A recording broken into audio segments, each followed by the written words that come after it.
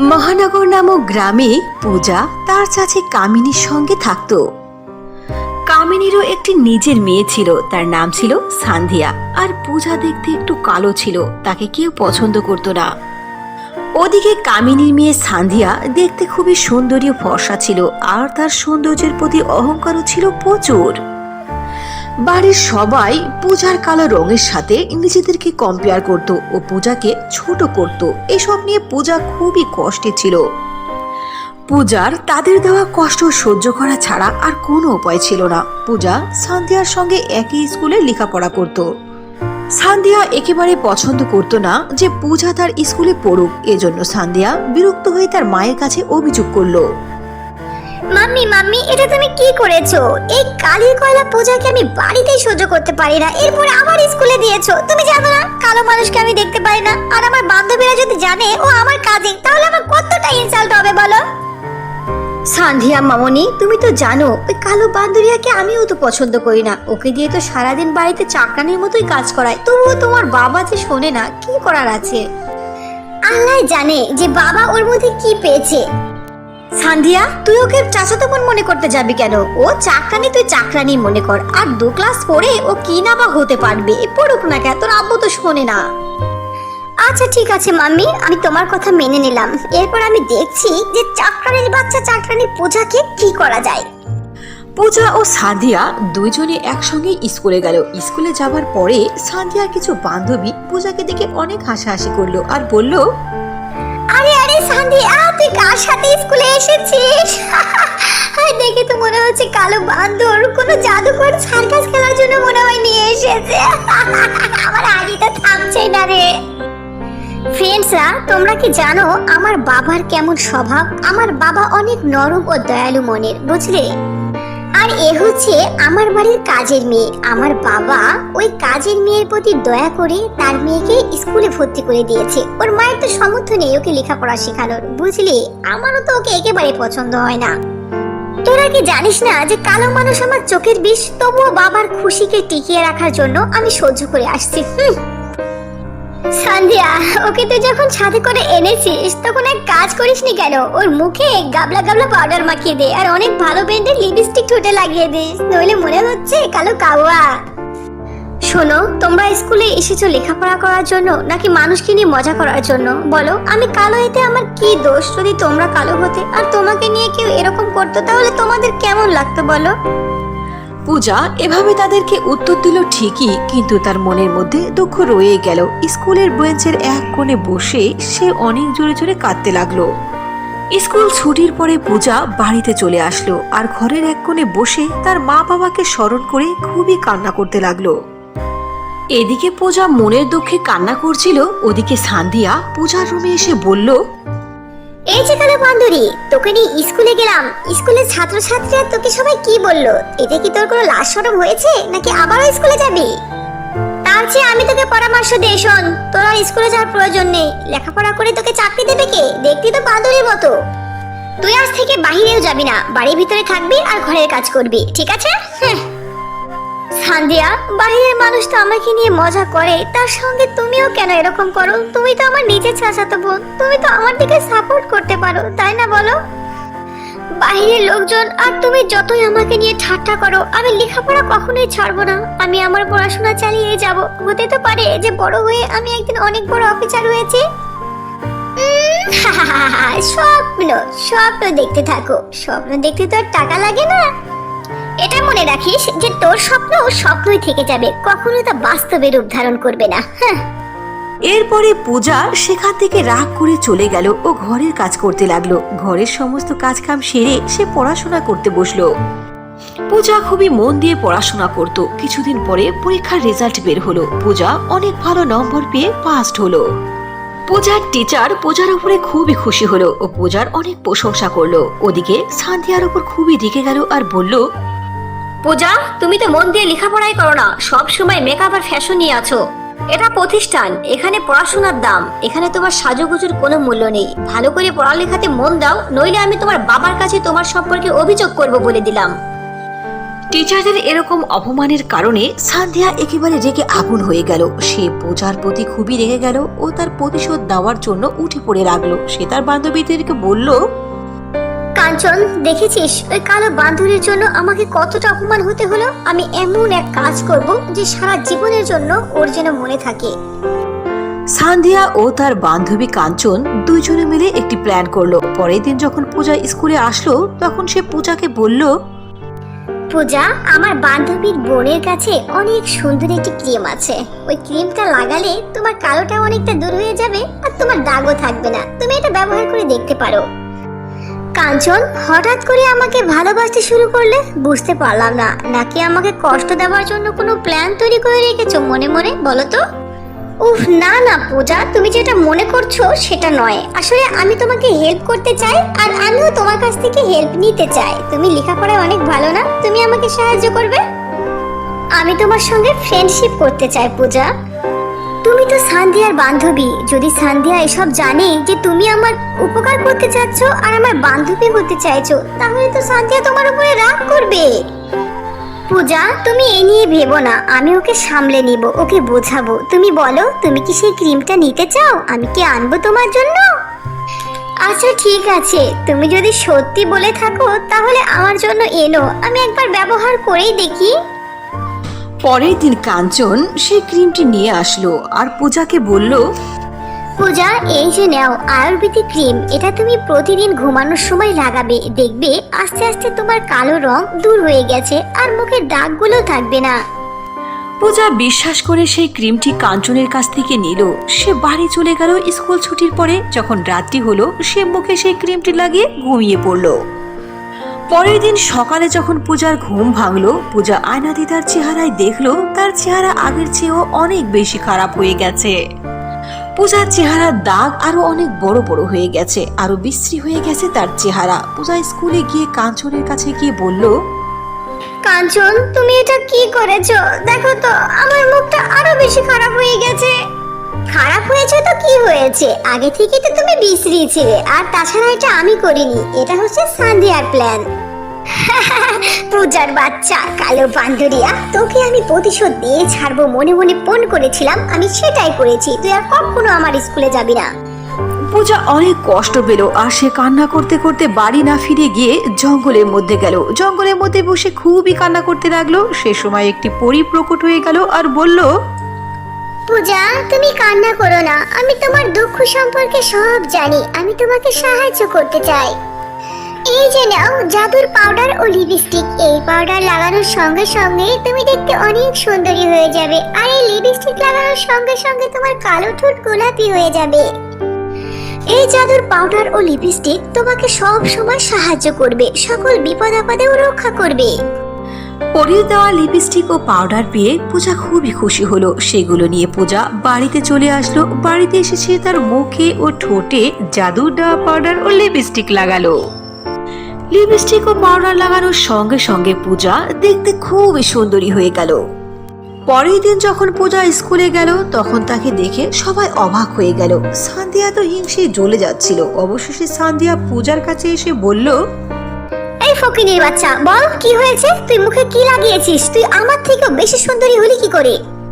পূজা সান্ধিয়ার কাছে জাদুর পাউডার ও লিপস্টিক সম্পর্কে সব সত্য কথা বলে দিল। সব শুনে সান্ধিয়া পূজার কাছ থেকে জোর করে জাদুর লিপস্টিক ও পাউডারটি কেড়ে নিল ও তার মুখে অ্যাপ্লাই করলো। জাদুর পাউডার ও লিপস্টিক লাগানোর কিছুক্ষণ পরে সান্ধিয়া একেবারে কুৎসিত কালো হয়ে গেল। সান্ধিয়া তার চেহারা দেখে খুবই কষ্ট পেল ও জোরে জোরে কান্না করতে লাগলো। তখন জাদুর পাউডারের মধ্যে থেকে আওয়াজ আসলো, সান্ধিয়া, তুমি আসলে খুবই খারাপ মেয়ে। তুমি তোমার কর্মের প্রতিদান পেয়েছো। তুমি সারাটা জীবন এরকম কালো হয়ে কাটাবে। সান্ধিয়া, তোমার ঠোঁট চিরজীবনের জন্য কালোই থেকে যাবে। যত দামি ব্র্যান্ড দিয়ে তুমি লিপস্টিক পরো না কেন, তোমার কালো ঠোঁট কখনোই ঢাকবে না। তোমার অনেক অহংকার ছিল না, দেখো এখন তোমার অহংকার ভেঙে টুকরো টুকরো হয়ে গেল। কোনো একটি গ্রামে অমৃতা এবং নয়না নামে দুই বোন বসবাস করত। অমৃতার গায়ের রং কালো ছিল, কিন্তু তার স্বভাব অনেক ভালো ছিল। সে অন্যের সাথে খুবই ভালো ব্যবহার করত। অন্যদিকে নয়না দেখতে ছিল অপরূপ সুন্দরী। এর সাথে সাথে সে ভীষণ অহংকারী এবং লোভীও ছিল। সে অমৃতার সঙ্গে খুবই বাজে ব্যবহার করত। একদিন অমৃতা নয়নার ফেভারিট নেল পলিশটি তার নখে লাগিয়ে নেয়, যেটা দেখে নয়না প্রচন্ড রেগে যায় এবং বলে, তোর সাহস কিভাবে হলো আমার নেল পলিশ তোর নখে লাগানোর? তোর ওই কালো হাতে আমার নেল পলিশ মানায় না। তুই আমার নেল পলিশ নোংরা করে দিলি। জানিস তুই কত দামি ছিল এটা? নয়না, তুমি তো আমার আপন বোন, তাহলে তুমি আমার সঙ্গে এমনটা কেন করো? তুই আমার আপন বোন হতেই পারিস না। কোথায় আমি এত সুন্দর ফর্সা দেখতে, আর তুই কোথায় কালো, একদম বাদরের মতো লাগে তোকে। চল যা, তুই আমার ঘর থেকে বাইরে বেরো। আর হ্যাঁ, ভুলেও যদি আমার জিনিসে হাত দিয়েছিস তো। নয়নার এমন কথা শুনে অমৃতা দুঃখী হয়ে নিজের রুমে চলে যায়। সেই জঙ্গলের পাশে হাতে একজন জাদুকর্মী বসবাস করত। একদিন সেই জাদুকর্মী নিজের জাদু শক্তির দ্বারা নদীর কিনারায় একটি জাদুর নীল পলিশের গাছ সৃষ্টি করে। শেষমেশ আমি আমার জাদু শক্তি দিয়ে এখানে মায়াবী নীল পলিশের গাছ তৈরি করে দিলাম। এখন গ্রামে যে মেয়ে এই নীল পলিশ লাগাবে সেই মেয়ে আমার বশ হয়ে যাবে, আর সে আমার কাছে চলে আসবে। এইভাবেই এক এক করে আমি এই গ্রামের সকল মেয়েদেরকে নিজের হাতের মুঠোয় করে নেব, আর এরপর আমি সকলের বলি দিয়ে পৃথিবীর সব থেকে শক্তিশালী জাদুকর্মী হয়ে যাব। এমনই একদিন নয়না তার কিছু বান্ধবীদের সঙ্গে করে নদীর কিনারায় বেড়াতে যায়। ঠিক তখন তার নজর পড়ে সেই নেল পলিশের গাছের উপর, আর সেই গাছের উপর রং বেরঙের নেল পলিশ দেখে নয়না তার বান্ধবীদেরকে বলে, আরে কাঞ্চন, দেখো এই গাছে কত সুন্দর সুন্দর রং বেরঙের নেল পলিশ। এত সুন্দর নেল পলিশ আমি আগে কখনো দেখিনি। আর এমনিতেও আমার নেল পলিশটা ওই কালো কুচ্ছিত অমৃতা নষ্ট করে দিয়েছে। চলো সবাই মিলে এই গাছ থেকে নেল পলিশ ছিঁড়ে নিই। হ্যাঁ, ঠিকই বলেছো, কিন্তু এমন গাছ আমি এর আগে কখনো দেখিনি। আশ্চর্যের বিষয় হচ্ছে এই গাছ এখানে কোথায় থেকে এলো? আরে ইয়ার, যেখান থেকে ইচ্ছা আসুক, এসেছে তো। আর এগুলো কিন্তু আমাদের প্রয়োজনীয় জিনিস। চল, এখন বেশি ভাবিস না, আমরা নেল পলিশ ছিঁড়ে নিই, কেমন? হ্যাঁ, তুই ঠিকই বলেছিস। এমন ফ্রিতে নেল পলিশ সবসময় পাবো না, আর আমারটাও শেষ হয়ে গেছে। চল, ইচ্ছা মতো ছিঁড়ে নিই। এরপর তারা ইচ্ছা মতো নেল পলিশ সেই গাছ থেকে ছিঁড়ে নেয়। এরপর যখনই বাড়িতে গিয়ে সেইগুলো তারা তাদের নখে লাগায়, নেল পলিশ লাগানোর সঙ্গে সঙ্গে তারা তিনজন জাদুর সাহায্যে সেই জাদুকর্মীর গুহাতে পৌঁছায়। তারা তিনজনে হঠাৎ করে নিজেদেরকে এমনভাবে বন্দি গুহার মধ্যে পেয়ে ভীষণ ভয় পেয়ে যায়। আরে, এটা আমরা কোথায় চলে এলাম? তখন সেই জাদুকর্মী সেখানে হাজির হয় এবং হাসতে হাসতে বলে, আরে বাহ, সুন্দর সুন্দর মেয়েরা, তোমাদেরকে আমার এখানে স্বাগতম। তাহলে শেষমেশ তোমরা আমার জালে পা দিয়েই দিলে। আমার সৃষ্টি জাদুর নেল পলিশের কাছ থেকে তোমরা শেষমেশ নেল পলিশ লাগিয়ে নিলে। এখন দেখাবো মজা। এখন আস্তে আস্তে বাকি মেয়েরাও আমার নেল পলিশের জালে ফেসে যাবে। এরপর আমি তোমাদের সবাইকে বলি দিয়ে এই পৃথিবীর শ্রেষ্ঠ জাদুকর্মী হয়ে যাব। এমনটা বলে জাদুকর্মী অনেক জোরে জোরে হাসতে শুরু করে। এরপর নয়না বলে, দেখো আমাদের ভুল হয়ে গেছে, ক্ষমা করে দাও আমাদের। বদলে তুমি তোমার নেল পলিশ ফিরিয়ে নাও।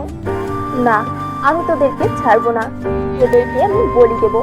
আর তোদের মতো সুন্দর সুন্দর মেয়েদেরকে বলি দিয়ে আমার দেবতা অনেক খুশি হবে, আর আমাকে খুব তাড়াতাড়ি অনেক শক্তিশালী বানিয়ে দিবে। আর এই উদ্দেশ্যেই তো আমি ওইখানে জাদুর নেল পলিশের গাছ লাগিয়েছিলাম, যেন গ্রামের মেয়েরা আমার বানানো জালে ফেসে যায়। এখন তোমরা তিনজন আমার কবজায়, আর আমার হাত থেকে তোমাদেরকে কেউ বাঁচাতে পারবে না। অন্যদিকে অনেকক্ষণ সময় কেটে যাবার পরও নয়নাকে বাড়িতে না পেয়ে অমৃতা খুবই চিন্তিত হয়ে পড়ে। অমৃতা নয়নাকে খোঁজার জন্য নয়নার বান্ধবীদের বাড়িতে যায়, কিন্তু সেইখানে গিয়ে অমৃতা জানতে পারে যে নয়নার বান্ধবীরা কেউই বাড়িতে নেই।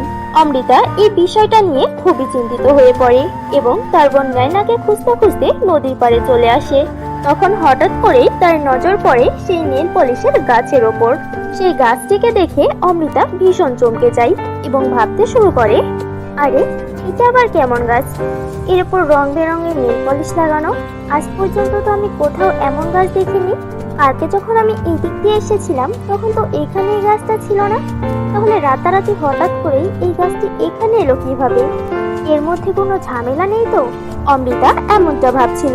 ঠিক সেই সময়ে সেখানে অনেক সুন্দর একটি মেয়ে চলে আসে এবং সেই নেল পলিশের গাছ থেকে নেল পলিশ ছিঁড়ে নিজের নখে লাগায়। আর দেখতে দেখতে সেই মেয়েটি হঠাৎ করেই অদৃশ্য হয়ে যায়। আর এটা দেখে অমৃতা ভীষণভাবে চমকে যায়। মনে হচ্ছে এটা কোনো মায়াবী গাছ, আর কোনো একজন নিজের অসৎ উদ্দেশ্য সফলের জন্যই এখানে এই গাছটি স্থাপন করেছে। আর এখন তো আমার মনে হচ্ছে আমার বোন এই নেল পলিশ লাগিয়েই অদৃশ্য হয়ে গেছে। বোন পর্যন্ত পৌঁছাতে হলে আমাকে জেনে বুঝেই এই নেল পলিশ ইউজ করতে হবে। অমৃতা সেই নেল পলিশ নিজের নখে লাগছিল। ঠিক সেই সময় সেখানে একটি পরী এসে হাজির হয়, আর সে অমৃতাকে বলে, দাঁড়াও নয়না, তুমি এটা কি করতে যাচ্ছ? ওই দুষ্টু জাদুকর্ণীর সঙ্গে তুমি একা লড়াই করতে পারবে না। এখন এইসব বলার সময় নেই। যে কোনো মূল্যে আমাকে আমার বোনের জীবন বাঁচাতে হবে। এর জন্য যদি আমার জীবন চলে যায় তাতেও কোনো আফসোস নেই। শুধু তাই নয়, ওইখানে গ্রামের অনেক মেয়েরাও আছে।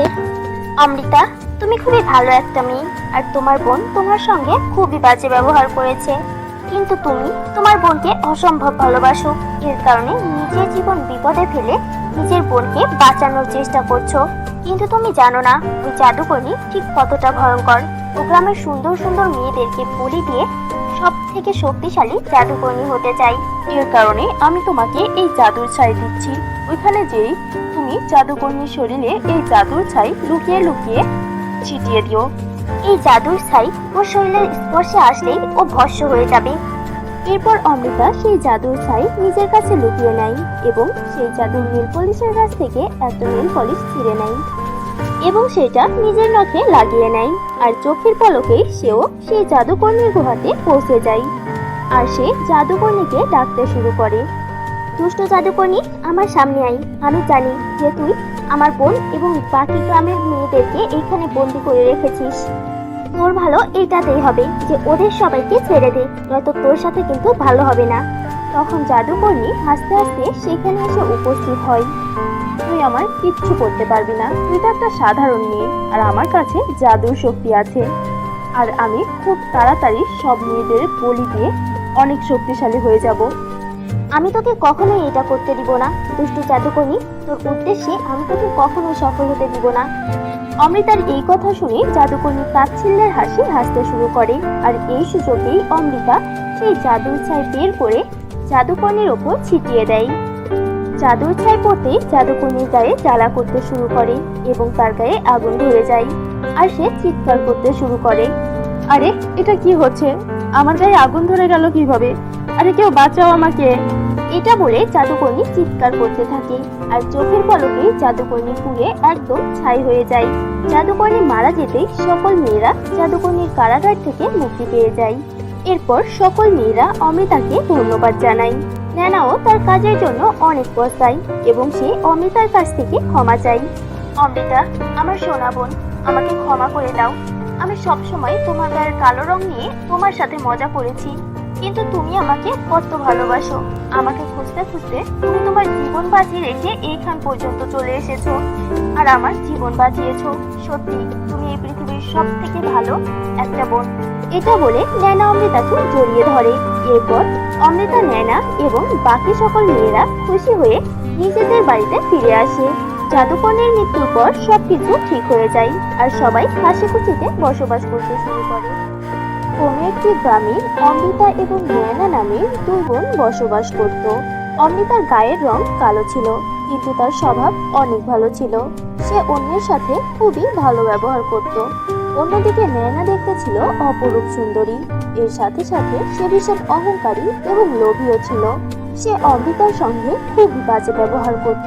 একদিন অমৃতা ন্যানার ফেভারিট নেল পলিশটি তার নখে লাগিয়ে নেয়, যেটা দেখে ন্যানা প্রচন্ড রেগে যায় এবং বলে, তোর সাহস কিভাবে হলো আমার নেল পলিশ তোর নখে লাগানোর? তোর ওই কালো হাতে আমার নেল পলিশ মানায় না। তুই আমার নেল পলিশ নোংরা করে দিলি। জানিস তুই কত দামি ছিল এটা? ন্যানা, তুমি তো আমার আপন বোন, তাহলে তুমি আমার সঙ্গে এমনটা কেন করো? তুই আমার আপন বোন হতেই পারিস না। কোথায় আমি এত সুন্দর ফর্সা দেখতে, আর তুই কোথায় কালো? একদম বাদরের মতো লাগে তোকে। চল যা, আমার ঘর থেকে বাইরে বেরো। আর হ্যাঁ, ভুলেও যদি আমার জিনিসে হাত দিয়েছিস তো। ন্যানার এমন কথা শুনে অমৃতা দুঃখী হয়ে নিজের রুমে চলে যায়। সে সেই জঙ্গলের পাশে হাতে একজন জাদুকর্মী বসবাস করত। একদিন সেই জাদুকর্মী নিজের জাদু শক্তির দ্বারা নদীর কিনারায় একটি জাদুর নীল পলিশের গাছ সৃষ্টি করে। শেষমেশ আমি আমার জাদু শক্তি দিয়ে এখানে মায়াবী নীল পলিশের গাছ তৈরি করে দিলাম। এখন গ্রামে যে মেয়ে এই নীল পলিশ লাগাবে সেই মেয়ে আমার বশ হয়ে যাবে আর সে আমার কাছে চলে আসবে। এইভাবেই এক এক করে আমি এই গ্রামের সকল মেয়েদেরকে নিজের হাতের মুঠোয় করে নেব আর এরপর আমি সকলের বলি দিয়ে পৃথিবীর সব থেকে শক্তিশালী জাদুকর্মী হয়ে যাব। এমনই একদিন নয়না তার কিছু বান্ধবীদের সঙ্গে করে নদীর কিনারায় বেড়াতে যায়। ঠিক তখন তার নজর পড়ে সেই নীল পলিশের গাছের ওপর। আর সেই গাছের ওপর রং বেরঙের নীল পলিশ দেখে নয়না তার বান্ধবীদেরকে বলে, আরে কাঞ্চন, দেখো এই গাছে কত সুন্দর সুন্দর রং বেরঙের নীল পলিশ। এত সুন্দর নীল পলিশ আমি আগে কখনো দেখিনি। আর এমনিতেও আমার নীল পলিশটা ওই কালো কুৎসিত অমৃতা নষ্ট করে দিয়েছে।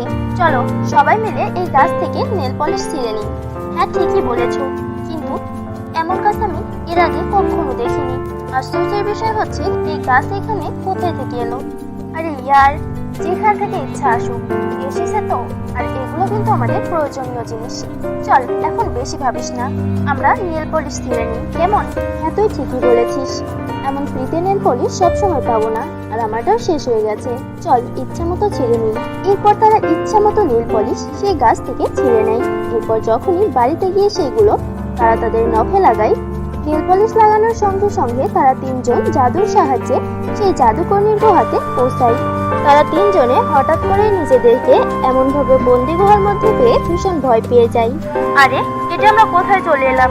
তখন সেই জাদুকর্মী সেখানে হাজির হয় এবং হাসতে হাসতে বলে, আরে বাহ, সুন্দর সুন্দর মেয়েরা, তোমাদেরকে আমার এখানে স্বাগতম। তাহলে শেষমেশ তোমরা আমার জালে পা দিয়েই দিলে।